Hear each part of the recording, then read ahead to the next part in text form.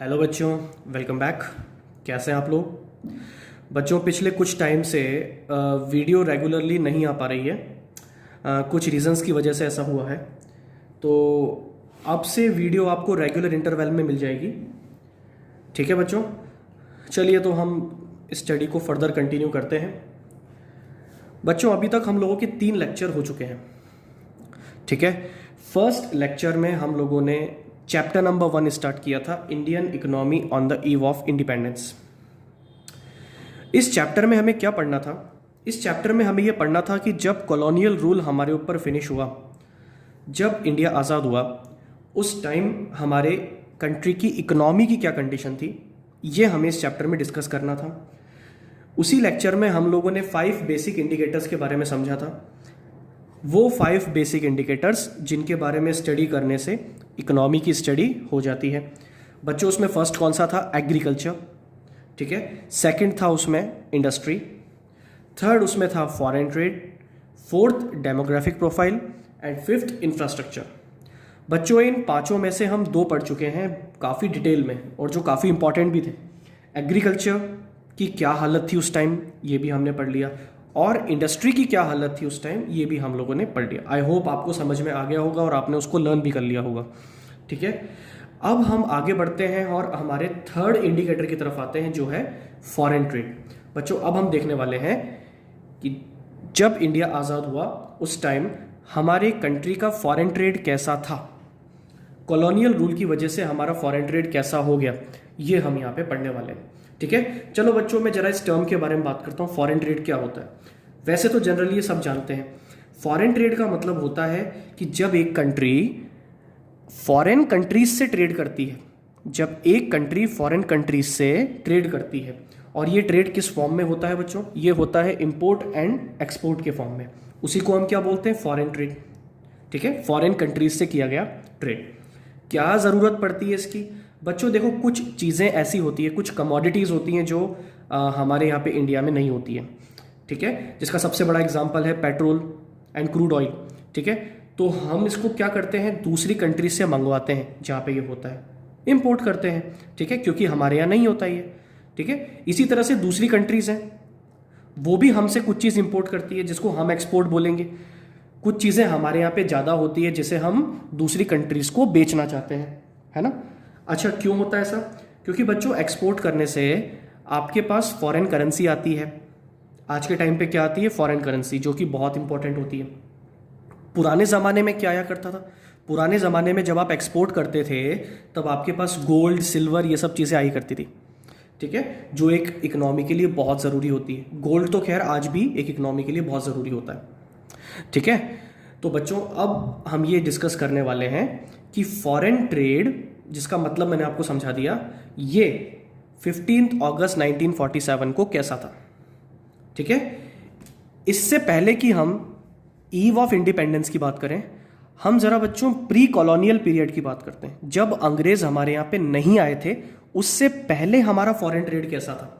बच्चों, जब अंग्रेज हमारे यहाँ नहीं आए थे, उससे पहले हमारा फॉरेन ट्रेड प्राइम पे था, और हम बहुत बड़े एक्सपोर्टर थे।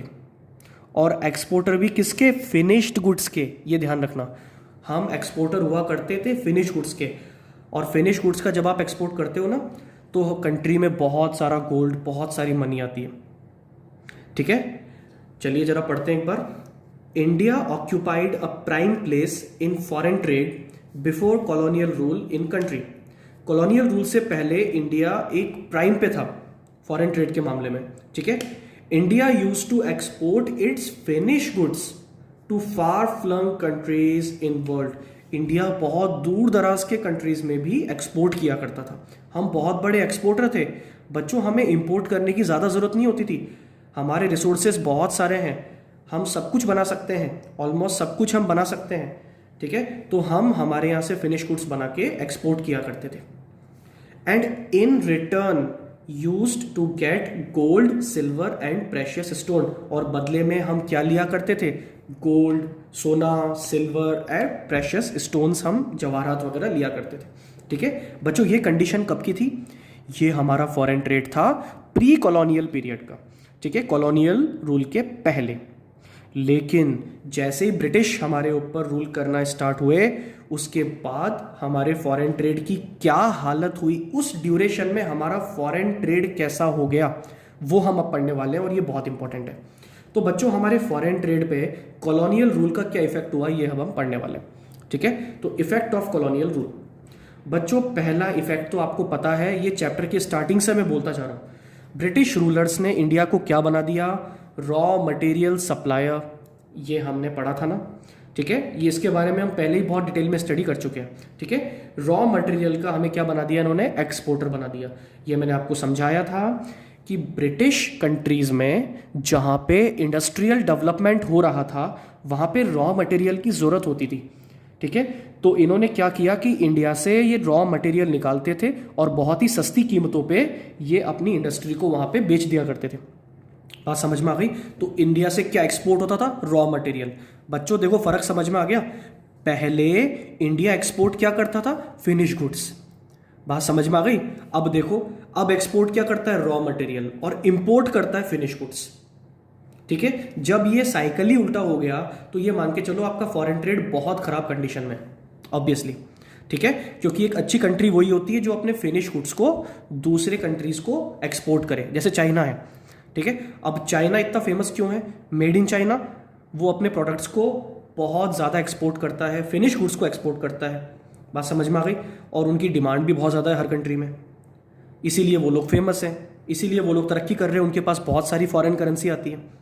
ठीक है, लेकिन बच्चों इसका उल्टा हो जाए, आप फिनिश गुड्स के एक्सपोर्टर नहीं, आप इंपोर्टर बन जाओ, फिर देखो आपके यहाँ से पैसा कितना धीरे धीरे खत्म होना शुरू होता है। ठीक है, तो पहला पॉइंट यही है, कॉलोनियल रूल की वजह से जो पहले हमारा साइकिल चल रहा था ना, वो उल्टा हो गया। क्या हुआ कि India became an exporter of raw material. India raw material का एक्सपोर्टर बन गया, जो कि पहले हम क्या किया करते थे, हम एक्सपोर्ट किया करते थे फिनिश गुड्स को, और अब फिनिश गुड्स को हम क्या करते थे, import, and importer of British finish goods. ठीक है, रॉ मटेरियल यहां से जाता था, वहां पे प्रोसेस्ड होता था और महंगी कीमतों पे हमें इंपोर्ट करना पड़ता था। बात समझ में आ गई? ठीक है, ये फर्स्ट पॉइंट आपका है, इंडिया एक्सपोर्टर बन गया रॉ मटेरियल का और इंपोर्टर बन गया फिनिश गुड्स का। Second, very important, monopoly control over India's foreign trade. बच्चों, ब्रिटिश रूलर्स ने कुछ ऐसी पॉलिसीज बनाई, कुछ ऐसी चीजें उन्होंने कर दी है जिसकी वजह से हमारा फॉरेन ट्रेड मोनोपोली कंडीशन में उनके हाथों में आ गया। मतलब वो जो चाहते थे वो होता था हमारे यहाँ पे। ठीक है, जबकि एक कंट्री में देखो, भले ही दूसरी कंट्री का रूल चलता हो, लेकिन फॉरेन ट्रेड तो फ्री होना चाहिए ना। ये आपकी चॉइस है, आप कौन सी कंट्री को एक्सपोर्ट करना चाहते हो, कौन सी कंट्री से इंपोर्ट करना चाहते हो, आप कहाँ बिजनेस करना चाहते हो, ये आपकी चॉइस है। लेकिन ब्रिटिश रूलर्स ने इस पे भी मोनोपोली कर दी, और उनका मोनोपोली कंट्रोल क्या था कि उन्होंने फॉरेन ट्रेड में रिस्ट्रिक्शंस लगा दिए। अब देखो रिस्ट्रिक्शंस कैसे थे। फर्स्ट पॉइंट, बच्चों, फॉरेन ट्रेड किससे करना है, फॉरेन ट्रेड किससे करना है, ये तो आपकी पर्सनल चॉइस है ना। लेकिन उन्होंने ये भी डिसाइड किया, जरा पढ़ो क्या लिखा है, more than half of India's foreign trade was restricted to Britain while the rest was allowed with few other countries like China, Ceylon मतलब लंका, पर्शिया मतलब ईरान। ठीक है बच्चों, हमारा आधे से ज़्यादा, मोर than half of foreign trade, हमारा आधे से ज़्यादा जो फॉरेन ट्रेड था वो जबरदस्ती करवाया गया, किससे, ब्रिटेन से, जबरदस्ती। ये इनका मोनोपोली कंट्रोल था बच्चों, उन्होंने किया ऐसा जबरदस्ती। ठीक है, कि आधे से ज्यादा, मोर than half of foreign trade कहां से होगा, ब्रिटेन से होगा। और जो बचा हुआ था, वो बचा हुआ भी हर जगह नहीं कर सकते आप, कुछ गिनी चुनी कंट्रीज थी, अल्टीमेटली उसका बेनिफिट भी ब्रिटिश को ही होना था। ठीक है, जैसे कि चाइना, ठीक है, जैसे कि सेलोन जिसका मतलब होता है श्रीलंका, और जैसे कि पर्शिया, पर्शिया का मतलब ईरान, ये इनके पुराने नाम है बच्चों। ठीक है, तो आधा कहां से होता था, ब्रिटेन से, और बाकी आधा भी इन लोगों ने ही फिक्स किया था कि कहां से करना है। ठीक है, आप कहीं और से नहीं कर सकते। मतलब तुम्हारे मन में चल रहा है चलो हम क्या करते हैं, हम फ्रांस के साथ में क्या करते हैं, फॉरेन ट्रेड करते हैं, नहीं कर सकते थे उस टाइम। क्यों नहीं कर सकते थे, क्योंकि आप पे रेस्ट्रिक्शंस थी, क्योंकि ब्रिटिश का हमारे फॉरेन ट्रेड पे क्या था, मोनोपोली कंट्रोल था। ठीक है बच्चों, आई थिंक ये पॉइंट आपको समझ में आ गया होगा। Second point, the opening of Suez canal to reduce British transportation cost. अब ये क्या टर्म है, सुएज कैनाल क्या होता है बच्चों? ये जो एक्सपोर्ट और इंपोर्ट पहले हुआ करता था, ये ओशियन के जरिए होता था, शिप्स के जरिए होता था। तो बच्चों ये इंडिया से जो शिप निकलते थे, ये अफ्रीकन कॉन्टिनेंट की तरफ से पूरा लंबा घूमते हुए फिर ये कहाँ पहुँचते थे? इंग्लैंड पहुँचते थे। ऐसे में क्या होता था कि इनकी ट्रांसपोर्टेशन कॉस्ट बहुत ज़्यादा आती थी, ठीक है? तो ब्रिटिश लोगों को ये महंगा पड़ता था। अब महंगा देखा जाए इन सेंस तो चीज़ें सस्ती मिल रही है इनको, रॉ मटेरियल सस्ते मिल रहा है, तो इतना मैटर नहीं करता, लेकिन वो चाहते हैं कि पैसा उनका पूरा ही बचे। तो ट्रांसपोर्टेशन कॉस्ट उनकी ज़्यादा आ रही थी, ठीक है, क्योंकि उनको घूम फिर के जाना पड़ता था, ठीक है। तो उन्होंने क्या किया कि इंडिया से लेके ब्रिटेन के बीच में एक डायरेक्ट ओशियन रोड उन्होंने बना दिया, एक सी वे उन्होंने बना दिया, ठीक है। और ये डायरेक्ट जो लिंक था उसी को बोलते हैं सुएज कैनाल। इसका कंस्ट्रक्शन करवाया गया और इसको ओपन करवाया गया, ठीक है, सिर्फ इसलिए ताकि इनकी ट्रांसपोर्टेशन कॉस्ट कम लगे और ये डायरेक्टली कम टाइम में गुड्स को एक्सपोर्ट इंपोर्ट कर सके। बात समझ में आ गई? The opening of Suez canal to reduce British transportation cost, it was direct route. अब मतलब आया, मतलब क्या है इसका? It was direct route for the ships operating between India and Britain. बच्चों ये डायरेक्ट रूट था जो इंडिया और ब्रिटेन के बीच में था। पहले घूम फिर के जाना पड़ता था, टाइम ज़्यादा लगता था, पैसा ज़्यादा लगता था, लेकिन इन्होंने एक डायरेक्ट रूट बना दिया और ये डायरेक्ट रूट जो था इसकी वजह से इनका टाइम भी बचने लगा और पैसा भी बचने लगा, और सबसे बड़ी बात ट्रांसपोर्टेशन कॉस्ट इनकी कम हो गई। बात समझ में आ गई? अब अल्टीमेटली जब आप एक्सपेंसेस को कम करते हो तो प्रॉफिट बढ़ता है ना? तो इसीलिए इनको क्या करना था? ट्रांसपोर्टेशन कॉस्ट को रिड्यूस करना था, ठीक है बच्चों। बात समझ में आ गई? अभी तक हमने दो इफेक्ट पढ़ लिए। कॉलोनियल रूल का पहला इफेक्ट ये था कि हम एक्सपोर्टर हो गए किसके? रॉ मटेरियल के, और इंपोर्टर हो गए फिनिश गुड्स के, ब्रिटिश फिनिश गुड्स के, है ना। और दूसरा, हमारे ऊपर मोनोपोली कंट्रोल था, किसका? ब्रिटिश का, जिसकी वजह से इन्होंने हमारे फॉरेन ट्रेड को रिस्ट्रिक्ट कर दिया। आधा कहाँ से होता था? ब्रिटेन से, बाकी आधा ये 3 कंट्रीज से, ठीक है। और स्विस कैनाल इन्होंने ओपन कर दी, ठीक है, ताकि इनका काम और आसान हो जाए और ये बहुत इजीली क्या कर पाए? Without more transportation cost, without any restriction, कम टाइम में ये लोग इंपोर्ट एक्सपोर्ट कर पाए, ठीक है बच्चों, ठीक है। तो ये 2 पॉइंट हमारे हो गए। अब आते हैं थर्ड पॉइंट पे। बच्चों थर्ड पॉइंट क्या है? Large export surplus. अब ये क्या है? कॉलोनियल रूल में ये एक इफेक्ट है और ये तो एक पॉजिटिव इफेक्ट है। ऐसा कैसे हो गया? क्योंकि बच्चों ये जो एक्सपोर्ट सरप्लस होता है ये क्या होता है जरा समझो। बच्चों एक्सपोर्ट सरप्लस होता है कि मान लो कि मैं एक्सपोर्ट करता हूं 1 करोड़ रुपीस का और मैं इंपोर्ट करता हूं 50 लाख रुपीस का, ठीक है। अब मेरे को बताओ इंपोर्ट से कितना ज्यादा है एक्सपोर्ट? 50 लाख। बच्चों ये कहलाता है एक्सपोर्ट सरप्लस। एक कंट्री के जो एक्सपोर्ट्स हैं उनका एक्सेस ओवर इंपोर्ट्स, उसको हम कहते हैं एक्सपोर्ट सरप्लस। और ये अच्छा माना जाता है एक कंट्री के लिए। जो आइडल सिचुएशन होती है वो क्या होती है? आप एक्सपोर्ट ज्यादा करो और इंपोर्ट कम करो, ठीक है। क्या उस टाइम यही हो रहा था क्या? हाँ, हो तो यही रहा था सर, लेकिन ये भी तो देखो बच्चों वो एक्सपोर्ट किस चीज का हो रहा था, है ना। चलो एक बार आगे बढ़ते हैं। एक्सपोर्ट सरप्लस क्या होता है? Export surplus indicates excess of exports of a nation over import, ठीक है। एक्सपोर्ट से कितना, इंपोर्ट से कितना ज्यादा आपका एक्सपोर्ट है वो कहलाता है एक्सपोर्ट सरप्लस, ठीक है। एक्सेस ऑफ एक्सपोर्ट्स, बच्चों याद रखना है इसको, excess of exports over imports, import से कितना ज्यादा आपके एक्सपोर्ट्स हैं, क्योंकि ये अच्छा माना जाता है। और ये एक्सपोर्ट सरप्लस जितना ज्यादा होता है उतना एक कंट्री को डेवलप्ड माना जाता है। ऐसा क्यों कह रहा हूं मैं? क्योंकि जिस कंट्री के एक्सपोर्ट ज्यादा होते हैं ना बच्चों, मेरी बात को ध्यान से सुनना, जिस कंट्री के एक्सपोर्ट ज्यादा होते हैं ना, ये इस चीज को इंडिकेट करता है कि आपके पास ज्यादा फॉरेन करेंसी है और आपके पास ज्यादा गोल्ड भी है। बात समझ में आ रही है? ठीक है। लेकिन ये जो एक्सपोर्ट सरप्लस था, क्या ये वाकई हमारे काम का था क्या? क्या कॉलोनियल रूल के टाइम पे जो एक्सपोर्ट सरप्लस हमें दिख रहा है, जो कि था ऑब्वियसली, क्योंकि एक्सपोर्ट यहां से बहुत ज्यादा हो रहे थे, ये एक्सपोर्ट सरप्लस वाकई में हमारे काम का था क्या? नहीं, आंसर है बच्चों no. Large export surplus was disadvantageous for India. ये हमारे किसी काम का नहीं था, बल्कि ये तो हमारे लिए डिसएडवांटेजियस था। ऐसा क्यों था? अब इसके रीजन हम पढ़ेंगे। कितने बच्चों? ये 3 रीजन है इसके। एक्सपोर्ट सरप्लस होते हुए भी ये चीज़ बड़ी अच्छी दिखती है बच्चों देखने में, लेकिन ये आपको गुमराह कर रही है। एक्सपोर्ट सरप्लस है, लेकिन भैया एक्सपोर्ट किस चीज़ का है? आपको पता है एक्सपोर्ट हमारे एसेंशियल आइटम्स जो थे, रॉ मटेरियल, उसका एक्सपोर्ट था। उसकी वजह से हमारे इंडिया में उन चीज़ों की कमी आ गई। बात समझ में आ गई? और हमारे पास पैसे कुछ आया क्या? क्या गोल्ड आया क्या हमारे पास? अब वही हम पढ़ने वाले हैं। क्या ब्रिटिश लोग हमें गोल्ड देते थे या क्या देते थे? चलो पढ़ो। फर्स्ट रीजन, ये एक्सपोर्ट सरप्लस डिसएडवांटेजेस क्यों था, इसका first reason, more exports implied non availability of certain essential commodities like food grains and cloth. बच्चों जब एक्सपोर्ट बढ़ा तो एक्सपोर्ट बच्चों उन चीजों का किया जाता है जो आपके यहाँ पे ज्यादा होती है। पहले आप अपना घर संभालते हो ना, उसके बाद ही तो आप बाहर बेचते हो चीजों को।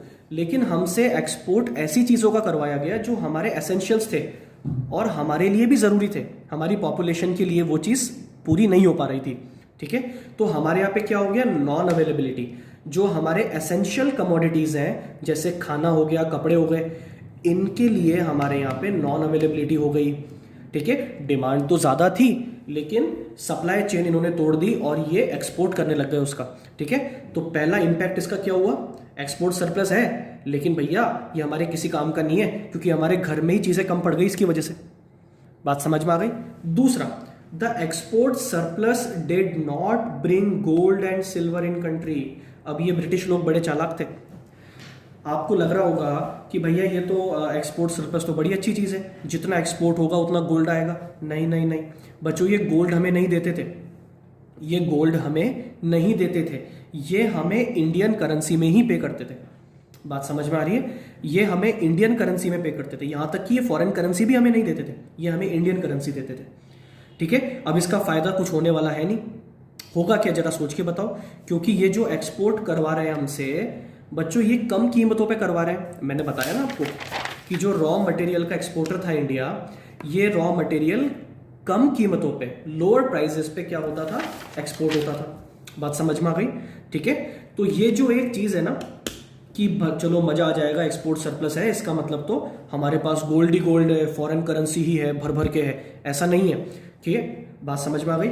ये हमारे लिए फायदेमंद नहीं था, क्योंकि इससे हमारे पास हमारी करेंसी आ रही है, वो भी कम आ रही है, बहुत ज्यादा भर भर के नहीं आ रही है। ठीक है, अब चलो ठीक है, जो भी है यार, एक्सपोर्ट सरप्लस तो है ना। अब एक्सपोर्ट सरप्लस जो होता है उसको एक गवर्नमेंट यूज करती है। एक कंट्री का जो एक्सपोर्ट सरप्लस होता है वो एक गवर्नमेंट के लिए फायदेमंद होता है और गवर्नमेंट उसे यूज करती है। ब्रिटिश गवर्नमेंट अगर चाहती तो इस एक्सपोर्ट सरप्लस को भी, जो कि चलो कैसा भी था लेकिन था तो सही, थोड़ा बहुत ही था लेकिन था ना, वो चाहती तो इंडिया में अच्छे यूज कर सकती थी। लेकिन ये एक्सपोर्ट सरप्लस का मिसयूज किया गया। और मिसयूज कैसे हुआ, कहां कहां यूज हुआ उसका देखो। फालतू की चीजों में यूज किया इन्होंने, बिना मतलब की चीजों में। To make payments for expenses of office setup in Britain. इनकी ब्रिटेन में जो नए नए डिपार्टमेंट्स, नए नए ऑफिस बनते थे, ऑफिस सेटअप्स होते थे, वहां पे ये उस एक्सपोर्ट सरप्लस का पेमेंट करते थे। वाह भैया, एक्सपोर्ट करवाओ हमसे, पैसा कमाओ हमसे, कुछ रहना नहीं है। ठीक है, और जो रहे उसका भी तुम यूज कहाँ कर लो? अपनी कंट्री में।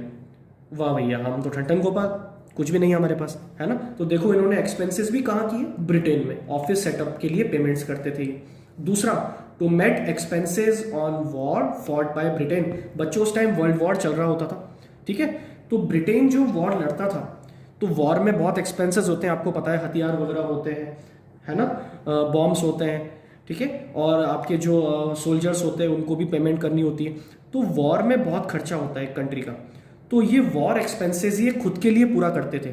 जो ब्रिटेन उस टाइम लड़ रहा था तो ये खर्चा वहां पे करते थे।